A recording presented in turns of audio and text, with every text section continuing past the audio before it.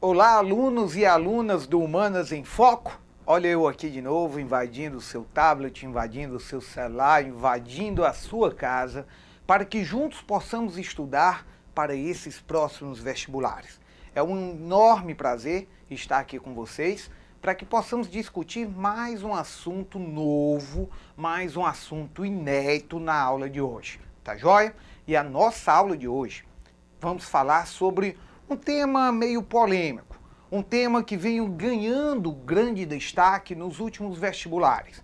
Porque quando falamos em Brasil colonial, temos que sempre falar em índios e principalmente nos negros. Então o tema da nossa aula de hoje é o papel dos negros na sociedade colonial.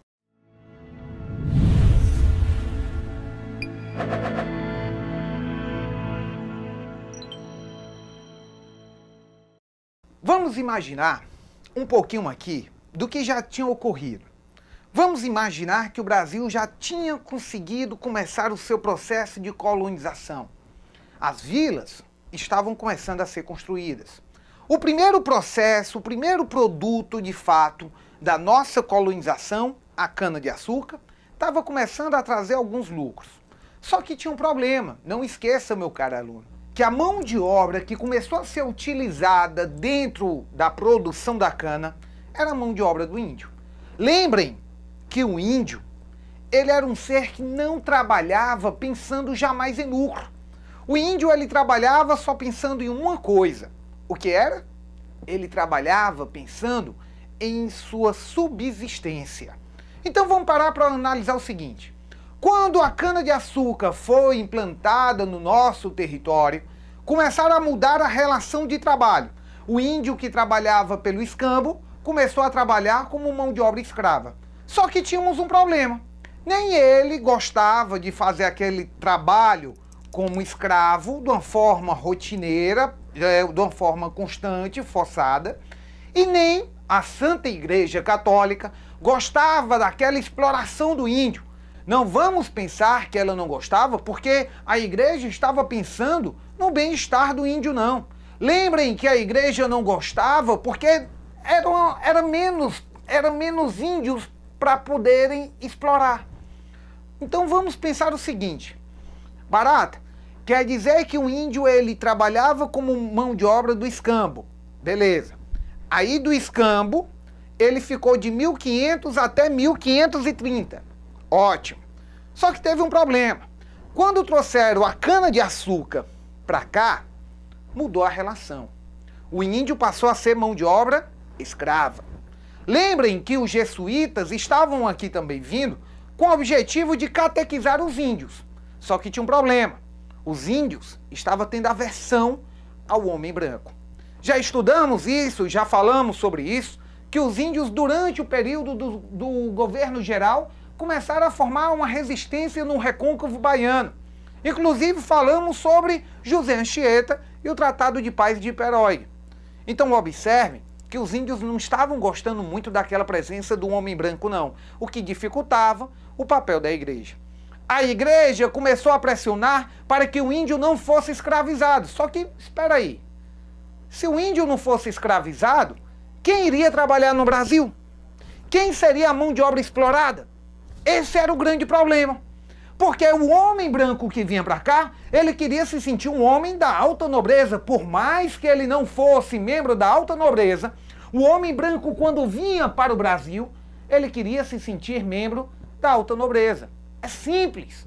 Aí eles ficaram, aí eles ficaram assim, calma aí, vamos botar a mão de obra do índio ser proibida, só que não vai ter nenhuma outra mão de obra. Foi aí que em 1570 o governo começou a pensar, a coroa também começou a pensar. O lucro da cana-de-açúcar não seria tão suficiente como eles estavam esperando.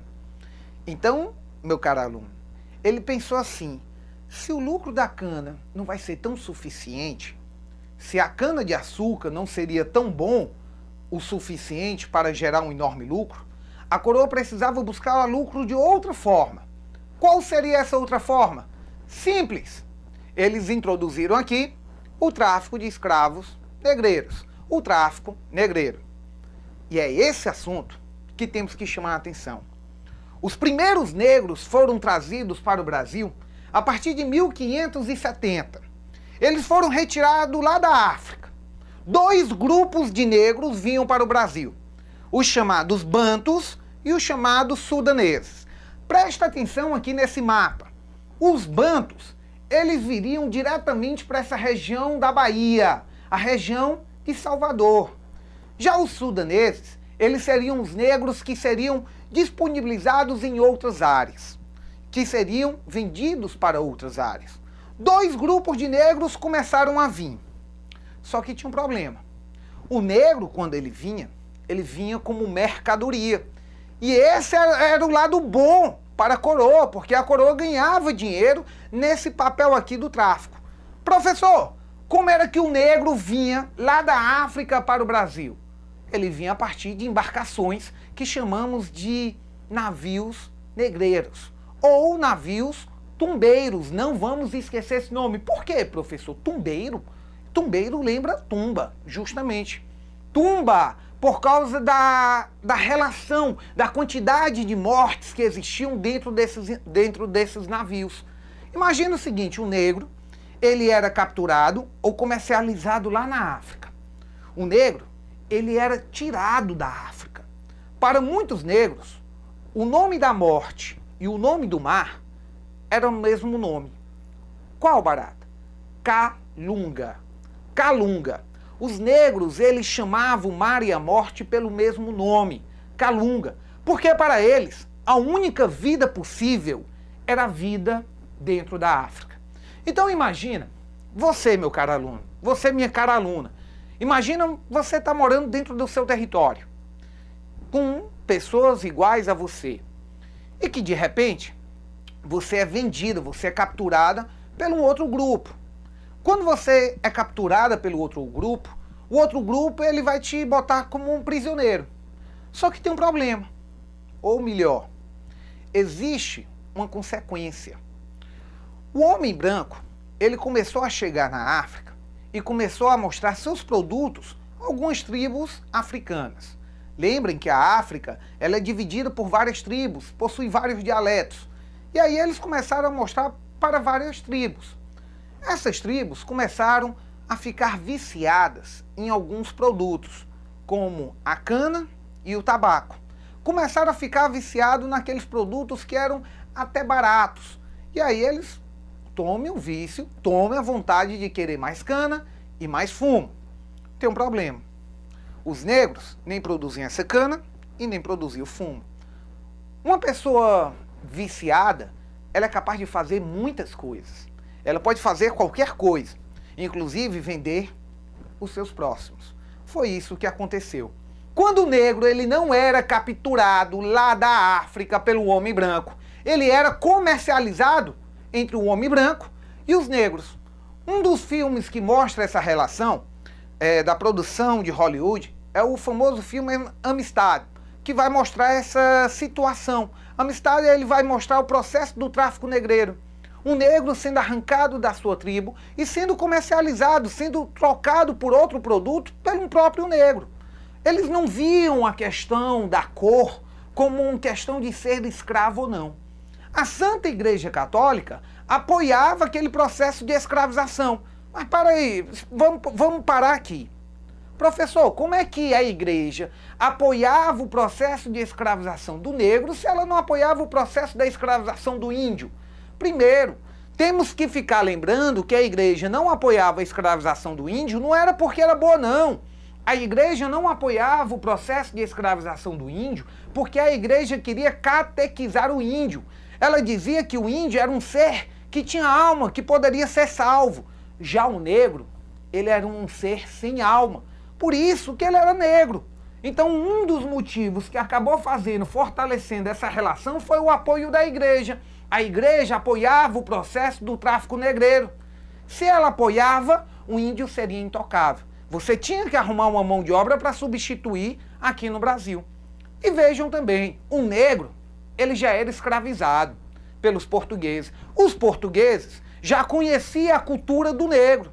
E o próprio negro já tinha habilidade na produção da cana-de-açúcar. Então vamos lá. O homem branco, ele conseguia autorização da coroa. Ele conseguia autorização da coroa para poder fazer o tráfico internacional de escravos. Chegava na África, ele iria tentar capturar. Se ele não conseguisse pela captura, ele fazia o comércio do negro. Chegava em tribos que tinham capturado os tribos rivais e acabava comprando aqueles negros ali. O negro, quando vinha para cá, a primeira coisa que eles faziam era dar nomes de santos, nomes portugueses. Chegava para o negro e colocava: seu nome eu lhe batizo de João da Angola, de João de Moçambique. Por que, professor, ele vai colocar um nome João, um nome português, e ao mesmo tempo ele vai colocar o nome de Angola, Moçambique? Porque quando ele colocava esse sobrenome, era para poder saber qual era a região que estava trazendo aquele negro. Assim, eles tentavam evitar que negros da mesma tribo ficassem unidos. Como a África é formado por vários dialetos, como possui várias línguas, muitas tribos não conhecem a língua do outro, o dialeto do outro. E outra questão, muitas tribos eram inimigas. Assim os portugueses acreditavam que, professor? Caro aluno, o que é que os portugueses acreditavam quando eles davam um nome português, batizavam ali aquele negro, e ao mesmo tempo tentavam misturar tribos diferentes? Ele tentava evitar resistências, ele tentava evitar que o negro ficasse pensando alguma forma de resistir, já que muitos ali não se comunicavam. Então você colocava dois inimigos no mesmo espaço, com duas línguas diferentes muitas vezes. Então a comunicação, a resistência seria bem melhor, né? Porque agora não teria nenhum tipo de resistência. Então vamos lá, vamos voltar aqui. Quer dizer, professor, que o negro, ele saía da África comercializado ou capturado? Sim, ele era capturado pelo homem branco, ou ele era capturado também por um outro negro. Por quê? Porque dentro da África existem diversas tribos, tribos rivais. Quando uma tribo ganhava sobre a outra, eles acabavam prendendo aqueles negros que tinham sido capturados. Como eles não teriam nenhum tipo de serventia à tribo vencedora, aquela tribo vencedora trocava por mercadorias com o homem branco. E o homem branco trazia esses negros para o Brasil. Como? Eles levavam até a zona próxima do porto, até o litoral, e ali no litoral você teria uma pequena capela. Naquela capela, o negro ele era batizado. A partir daquele momento, a Igreja Católica exercia uma certa influência sobre ele. Lembrem que o papel da igreja vai ser fundamental. Aí ele vai ser chamado de João, ou então de Maria, e vai ter um sobrenome que vai ser o local, a sua origem, de que grupo ele pertence. Quando ele entrava dentro das embarcações, uma das coisas que tentavam fazer era com que ele não tivesse nada, nenhum tipo de tecido. Ele entrava em locais, no porão, entrava num local bastante escuro, sem nenhum tipo de higiene, o qual eles colocavam 50, 70, 80, 100 negros, tudo junto, aglomerados. Esses negros vinham para cá praticamente nus ou totalmente nus. Isso tudo era para evitar que eles não se matassem. Então vamos observar. O negro, ele vai sair da África dentro dessas embarcações, navios negreiros, o qual ele vai entrar completamente nu. Quando ele entra nu, era para evitar com que ele não praticasse o suicídio, né? Então ele não se matasse. Ali ele ficava trancafiado numa embarcação totalmente escura, praticamente sem ver a luz. A comida era servida jogada a eles. E só davam comida, de fato, àqueles que estavam em bons estados de saúde. Vejam também que o negro ele não tinha essa questão, eu vou no banheiro. Eles dividiam um espaço e aquele banheiro ficava ao relento, a todo mundo ali. Então a quantidade de doenças eram enormes. Muitos negros e negras acabavam morrendo dentro dessas embarcações. O seu corpo era jogado ao mar. E pronto. Aí você diz, e o prejuízo, professor? Com quem é que ficaria? Meu caro aluno, simples. O prejuízo era mínimo, porque esse negro ele tinha sido muito barato. Aí você trazia esse negro para cá, colocava ele em quarentena, deixava ele ficando sob cuidados, ele se alimentava, ficava forte e colocava nos mercados para que ele pudesse ser vendido. A pessoa olhava e perguntava como era o nome daquele negro. A pessoa dizia, esse negro aqui é o João de Angola e essa Maria de Angola. Muitas vezes a pessoa que iria comprar, evitava comprar pessoas da mesma região. Preferia comprar, por exemplo, o João de Angola e a Maria de Moçambique, para que evitasse com que eles tivessem qualquer tipo de resistência. Assim, o negro ele foi introduzido na nossa produção canavieira. Ele começou a ser introduzido no nosso território. Só que não só foi um, nem dois, não. Foram vários negros que começaram a vir para o Brasil. Centenas e milhares. O Brasil começou a receber bastante negros. E esse comércio ficou forte. Tanto é que o tráfico negreiro foi uma das principais fontes de renda da coroa portuguesa. Então esse negro começou a vir, começou a trabalhar dentro do sistema açucareiro, sob a vigilância de um feitor, sob a vigilância do senhor. E aquele negro, pronto, para ele era a possibilidade de vida. Muitos, quando chegavam aqui, eles não tentavam fazer nenhum tipo de resistência. Por quê, professor? Porque para eles já tinham morrido. Então o que eles estavam aqui era como se fosse uma espécie de purgatório. Eles estavam entre a passagem da vida para a morte. Então eles estavam dentro daquele processo que tanto faz, tanto fez. A vida boa, a vida possível deles tinha ficado na África. Só que esse processo, ele vai acabar se desenhando de um outro modelo. Por quê, professor? A escravização brasileira, ela começou em 1570 e só terminou em 1888. Veja bem, em 1570 começou a escravização do negro. Em 1888 veio a abolição. Dentro desse processo aí, você vai ter que observar, meu caro aluno, de mais de 300 anos, que o negro ele vai ficar simplesmente submisso à vontade do homem branco. Aí o negro, quando ele chegou aqui, ele não tinha nenhum tipo de resistência. Só que de repente, dentro das embarcações, vamos começar a observar que o negro ele vai começar a ter aproximação com até grupos inimigos. Ele vai começar a ter uma certa relação. E ali eles vão começar a se comunicar, vão começar a gesticular e a ter uma certa relação. O negro vem para o Brasil como um bicho, sem direito nenhum. Chegava aqui, ia trabalhar na lavoura. Chegava na lavoura, ele não esquecia sua cultura completamente. Lembrem que a igreja, ela tentava ensinar ao negro que se ele fosse um escravo obediente, um escravo bom, ele poderia ser salvo. E muitos realmente acreditavam que isso poderia acontecer. Só que vejam que o contato entre eles vai acabar gerando um laço. Existe até o caso de um rei de uma tribo africana que ele foi escravizado juntamente com toda a sua tribo. Quando ele veio para o Brasil, ele veio misturado com outras tribos. Aí chegou aqui no Brasil, um grupo de negros foi para a região açucareira. E esse rei ele acabou sendo escravo na região mineradora. Lembrem que dentro do processo de escravização da mineração, podemos até falar que ele era um pouco mais leve do que da região açucareira. Porque o negro, ele tinha a possibilidade de conseguir sua alforria.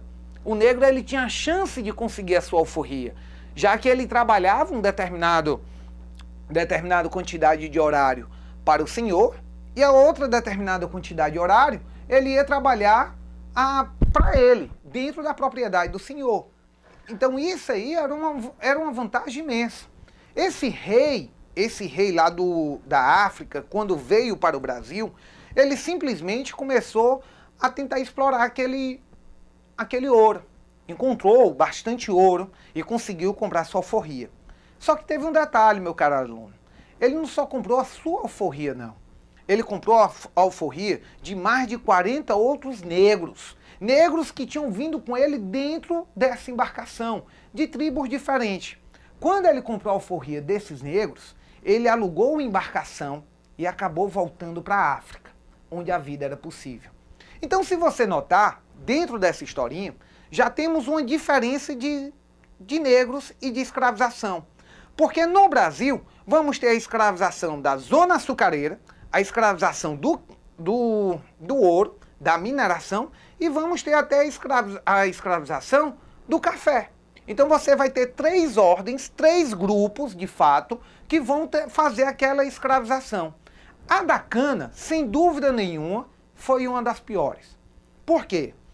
A possibilidade do negro conseguir sua alforria era praticamente zero. Lembrem que o negro ele vivia dentro de uma estrutura que não tinha muito recursos não, porque já falamos, o senhor de engenho, ele não era nenhum homem rico não, ele não tinha nenhuma condição enorme não, tanto é que ele morava em casas de taipas por muitas vezes. Lembrem que todo o material para trazer era muito caro, e todo o lucro que o senhor tinha, ele tentava investir em negros. Mas tinha uma questão, dentro da sociedade açucareira, o negro, ele também fazia resistência. Uma das primeiras resistências que podemos falar é a formação dos quilombos aqui no Nordeste brasileiro, dentro da região do Nordeste. Por quê, professor? Se vocês olharem, os holandeses, quando começaram o processo de invasão holandesa ao Pernambuco, ao estado do Pernambuco, muitos senhores de engenho ficaram sem nenhum tipo de condição. E aí os negros acabaram aproveitando e fugindo para o interior. Mas, professor, por que ele foi fugir para o interior? Porque o litoral, minha gente, ele seria facilmente capturado. No interior, não. No interior, existiria uma dificuldade para capturá-lo. Então, prestem bem atenção. O negro, ele saía da região ali do litoral, da região do Pernambuco, onde tinha a produção da cana, e acabava adentrando no interior. O objetivo era tentar fugir daquele processo ali. Por quê? Porque começou a escutar dentro das senzalas, onde eles habitavam, começaram a escutar histórias que existiam pequenas povoações no interior do Brasil, o qual o negro era livre, o qual o negro tinha direitos. E muitos tinham um sonho de ter essa liberdade, de conseguir isso. Alguns não tinham uma coragem de fugir, outros conseguiam fugir. Muitos desses negros conseguiram chegar aos chamados quilombos. E o principal quilombo foi o Quilombo dos Palmares, que foi destruído pelo bandeirante, por Domingos Jorge Velho. Então Domingos Jorge Velho destruiu o maior de todos os quilombos, que era o Quilombo dos Palmares, que tinha como chefe do quilombo o negro Zumbi. Né, o negro Zumbi. Lembrem que o Quilombo dos Palmares, ele não era só um quilombo, ele era a união de vários quilombos. Então o negro ele tinha esse processo de resistência. Só que tem um detalhe, o negro ele não só fazia resistência lutando não, ou fugindo não. O negro também, ele mantinha a sua cultura, que é uma forma de você fazer resistência. Quando perguntamos quais foram os tipos de resistência do negro, foi na manutenção da sua alimentação, na manutenção da sua cultura, na manutenção das suas músicas. O negro, minha gente, ele trouxe a sua culinária, ele manteve a sua culinária. O negro, ele tinha resistência até nas canções infantis. Imagine a letra da música: boi, boi, boi, boi da cara preta, pega esse menino que tem medo de careta. É uma resistência do negro, é uma música. Lembrem que as amas de leite eram negras. As mulheres brancas, quando tinham filhos, não davam leite, não amamentavam seus filhos, porque primeiro os seios poderiam cair, deixariam flácidos, então passavam logo a responsabilidade para as mulheres negras. E essas mulheres negras eram as verdadeiras babás, cuidavam dessas crianças e cantavam essas músicas infantis, como Atirei o palmo no gato, totô, mas o gato totô não morreu. Olha que letra, olha a expressão da letra, é um processo de resistência do negro. Então a música infantil, a canção infantil, a nossa música, a religião, porque o negro não se converteu, nem todos os negros se convertiam ao domínio da igreja. Era difícil eles tentarem praticar sua religião, isso era verdade. Só que os negros tentavam sempre dar um jeito. Como, professor? Os negros, eles colocavam a imagem de Nossa Senhora e começavam a fazer as suas adorações, dançavam ao redor. A igreja evitava qualquer tipo de conflito, respeitava porque acreditavam que eles estavam fazendo adorações à imagem de Nossa Senhora. E não era, era a imagem dos seus deuses. Era uma forma deles burlarem essa fiscalização. Então a manutenção da alimentação, a manutenção da religiosidade, das músicas, também pode ser enquadrado como uma questão de resistência do negro no processo escravista. Então quer dizer que dentro, professor, dentro do sistema canavieiro, ele foi o processo de maior resistência. Foi o processo mais duro, o que o negro mais sofria. Agora, dentro da mineração, a rotatividade de negros escravos era imenso. Por quê? Quando um minerador comprava o negro para ele explorar, ele precisava ter uma certa relação de confiança. Então o que era que ele fazia com o negro? Ele dizia, olha, você trabalha 12 horas por dia e o restante das 12 horas você tem um tempo para descansar. Agora, se você quiser, você pode pegar essas 12 horas e trabalhar para explorar o ouro para você. Então muito negro fazia isso. Trabalhava aquelas 12 horas para o seu senhor e as outras horas ele aproveitava 2, 3 para trabalhar para si. Assim, muitos negros conseguiram comprar a sua liberdade. E tem um outro tipo de negro. Agora, esse negro, o processo de escravização dentro do café, né, o grupo do negro que estava dentro do café, já foi um grupo diferente. Por quê, professor? Foi um grupo de negro que já vinha com bastantes direitos, que já vinha o Brasil sendo pressionado pelos ingleses, pela abolição. Não porque os ingleses eram bonzinhos, não porque eles estavam querendo que todo mundo fosse igual, mas era porque os ingleses queriam o comércio. Lembrem que o escravo, ele consumia. Só que o escravo, ele consumia bem menos que uma pessoa assalariada. Quando o Brasil se transformou independente, o Brasil ele fez um acordo com a Inglaterra de dar esse processo de abolição. E nós ficávamos adiando sempre isso. Nós ficávamos, vamos conversar isso lá na historinha do primeiro reinado, né? Quando começou a independência, vamos conversar sobre isso. Mas, de repente, o negro ele conseguiu ganhar direito. Dentro até do processo colonial, o negro ele vai conseguir ter direito a constituir família, vai ter direito a casar, vai ter direito a feriado. O negro ele começa a ter alguns direitos dentro da sociedade. Mas por quê, professor? Se ele era escravo, era uma forma de dominar. É uma forma do patrão dominar o peão. Se você olhar, até hoje funciona mais ou menos o nosso sistema desse jeito. Um grupo de grevistas sai na rua querendo 20% de aumento. O patrão, ele não dá os 20% de aumento, porque se ele der, daqui a 6 meses o grupo está na rua pedindo mais 20%. Então o patrão, ele tenta dar 5% de aumento, porque assim agrada, os trabalhadores voltam a funcionar e na próxima greve os trabalhadores vão pedir mais 20% e vão ganhar mais 5%. Então demora até eles chegarem nesses 20%. O mesmo sistema foi com o negro. Quando o negro começou a fazer seu processo de resistência, que eram de várias formas, uma única forma de dominá-los era mostrar que eles estavam ganhando direitos. Mostrar que o processo de liberdade deles poderia vir se eles fossem comportados. Então foram cedendo direito aos negros. Um desses direitos está dentro da estrutura açucareira. Quando o senhor precisava de produção de subsistência para o consumo dele e dos negros, e não tinha condição de comprar lá de fora. Aí o que foi que ele fez? Criou, ou melhor, trouxe de Portugal, um sistema que já era utilizado dentro da Idade Média, que vamos chamar de brecha camponesa, o qual os negros com melhor comportamento, mais fiéis ao senhor, ganhavam uma porção de terra e produziam o que queriam, cara. Era só isso. Então ali estava finalizado uma certa forma de domínio.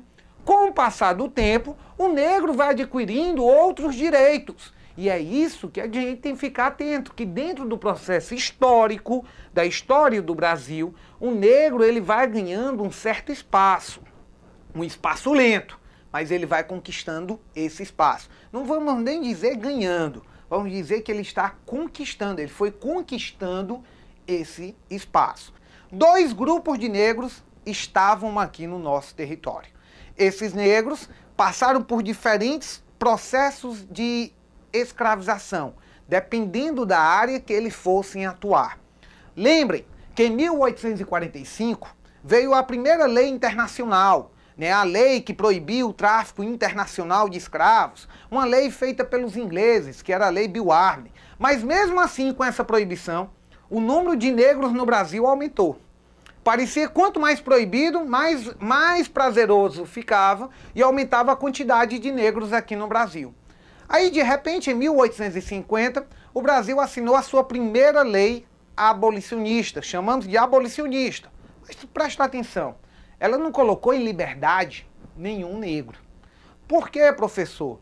A Lei Eusébio de Queiroz, de 1850, ela proíbe o tráfico internacional de escravos, mas ela não colocava em liberdade nenhum negro. Estava proibido trazer negros de fora, só que era permitido a escravização aqui no nosso território.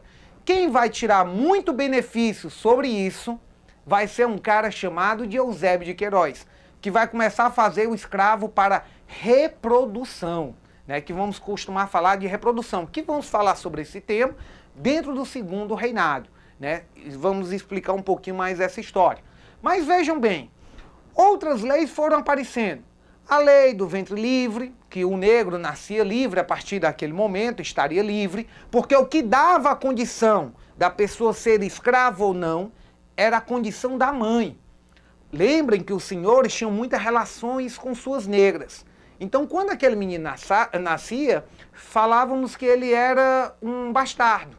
Mas o que dava a condição dele era, de fato, a condição da mãe. Se a mãe fosse escrava, o menino era escravo. Se a mãe fosse livre, o menino também seria livre. Isso é um ponto. Então, observem que veio a Lei Eusébio de Queiroz, Lei do Ventre Livre, Lei do Sexagenário e, por fim, tivemos a tão famosa Lei Áurea. A Lei do Sexagenário dizia que os escravos acima dos 60 anos estariam livres, porém teriam que trabalhar 5 anos para indenizar os seus senhores. Primeiro, meu aluno, chegar aos 60 anos naquela época era muito difícil. Imagina um negro chegar aos 60 anos depois de ter passado por um longo processo de escravização. Quando ele chegava, ele estava acabado. Para ele, essa liberdade era melhor não vir. Era melhor ele continuar escravo, porque quando ele se transformava livre, ele não tinha o que fazer. Davam a liberdade, mas não garantiam direito nenhum. Foi mais ou menos parecido com a Lei Áurea. A Lei Áurea, quando ela criou a liberdade, ela teve um problema. Disseram, todos os negros estão livres a partir de agora. Aí o povo disse, começaram a correr. Só que depois eles pararam e disseram, vamos para onde? O que vamos fazer da nossa vida? Esqueceram de dar terras, esqueceram de dar condição para os negros. Aí muitos negros voltaram para suas antigas fazendas pedindo emprego e voltaram para uma situação pior do que a de escravo, porque agora eles só comeriam no dia que trabalhassem. Se não trabalhassem, não comiam. E segundo, muitos negros acabaram indo para as cidades e foram praticar mendicância, foram ser mendigos. Aí começaram a morar todo mundo reunido no mesmo espaço e começamos a ter a formação dos cortiços, que é uma característica muito forte da República Velha e lá do Rio de Janeiro, que vamos falar também sobre a demolição dos cortiços. Então o negro dentro da nossa história, ele está presente em todos os processos.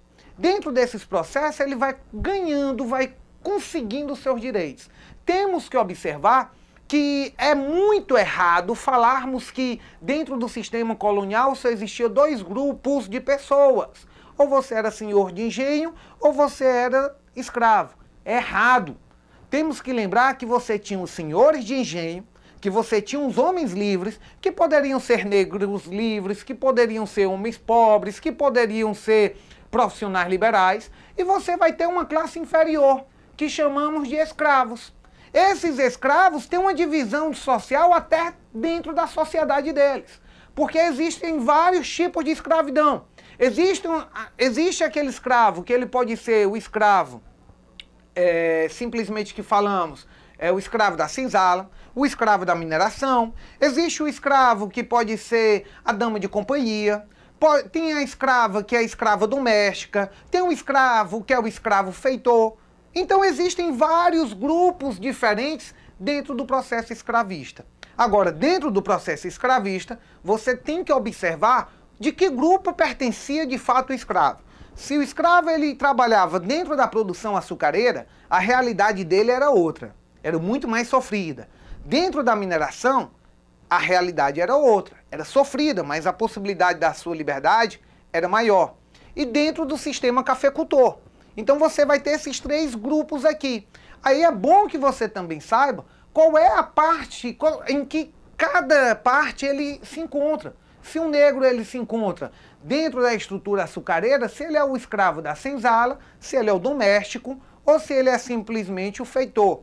E lembrem que várias características marcavam o negro. Para você saber se alguém era escravo ou não, ele sempre andava com um documento, como se fosse a sua liberdade, o seu direito da sua liberdade. Aquele filme 12 anos de escravidão não fala do Brasil, mas ele mostra um processo de escravização dentro dos Estados Unidos. O que aconteceu bastante, negros que tinham sua alforria, eles eram sequestrados e eram vendidos como escravos. Então 12 anos de escravidão, filme vencedor de Oscar, também merece até ser assistido, porque ele vai relatar um pouquinho dessa realidade dos negros. Então dentro do nosso processo histórico, não se esquecer, negro da zona açucareira, negro da mineração e um negro do café. O negro da zona açucareira, ele trabalhou muito aqui no Nordeste, muito presente na Bahia, no Pernambuco. Esse negro, ele praticamente não conseguia a sua alforria. Era um negro que ele poderia ser um negro da senzala, ele poderia ser o escravo doméstico ou ele poderia ser o escravo feitor. O negro da mineração, ele é aquele negro que ele pode comprar a sua liberdade, ele tem uma facilidade maior. Por quê, professor? Porque ele trabalha um certo horário para o senhor e o outro horário ele trabalha para ele, para explorar para ele o ouro. A relação entre senhor e negro é muito mais próxima. E durante o período do café, como o negro começou a ser muito caro devido à proibição do tráfico internacional, então quanto mais difícil a mercadoria, mais cara ela fica. O negro ele começou a ser substituído por uma outra mão de obra, a dos imigrantes, em especial os italianos, que Campos Vergueiro começou a trazer para o Brasil, a partir de um sistema que chamamos de parceria e que depois o governo vai chamar de colonato. Então esse negro, ele que foi saindo um pouquinho da parte do café e passou a ir para as cidades e passou a ter mais uma característica de escravo de ganho. Né? Aquele escravo, aquele negro que ele é meu negro, só que eu alugo para que ele possa fazer outro serviço. Ou então que ele vai vender minhas mercadorias como meu escravo. Uma das coisas que não podemos esquecer é que o Enem uma vez adotou essa foto aqui. O Enem ele queria saber qual a característica, né, mais ou menos, o que essa foto representava, que tipo de negro era esse. Aí você pega um negro todo arrumado, acompanhado de uma senhora negra também, toda acompanhada, toda arrumada. Aí você diz, não, então são livres. De fato nenhum. O que caracterizava dentro dessa foto era a utilização do sapato. Se está com sapato, ele é livre. Se não está, ele é escravo. Tanto é que quando alguém conseguia a sua liberdade, a primeira coisa que a pessoa fazia era comprar um par de sapato. A segunda, professor, comprava um outro negro, que era para mostrar que estava com status social. Para o colocar em liberdade, não. Para transformá-lo em seu escravo. Muito disso acontecia. Agora, também não vamos esquecer que nem todo negro era escravo. Existiam alguns negros que conseguiram ter uma certa ascensão social. Né? Se você olhar muito bem, você vai ter Dom Fernando, que conseguiu de fato ter um certo posto dentro da corte portuguesa aqui no Brasil. O cara conseguiu ser um dos diretores do Banco do Brasil Dom João acabou nomeando um moreno, um negro, para ser um dos diretores do Banco do Brasil, o primeiro banco do nosso território. E também não podemos esquecer, existem negros que conseguiam postos políticos ou então negras que se casavam com homens brancos, exploradores, né, que se uniam e por elas andarem sempre belas, arrumadas, acabavam sendo confundidas como, ou melhor, sendo tratadas, não confundidas, mas sendo tratadas como mulheres da alta sociedade. Chica da Silva, por exemplo, é um grande exemplo dessa mulher. Casou com um explorador de diamantes, vivia coberta de diamantes e o povo dizia, era uma negra com alma de branco. Né? Então, um dos detalhes que temos que relacionar ao negro. Não esquecer sobre esse processo, ao longo das nossas aulas, vamos ficar falando, sempre frisando, cada papel do negro. Trouxe essa aula hoje para que possamos ter uma ideia sobre essa história do negro aqui no Brasil. Um beijo no coração de todos e até a próxima aula. Não esqueçam, baixem os TDs e resolvam as nossas questões.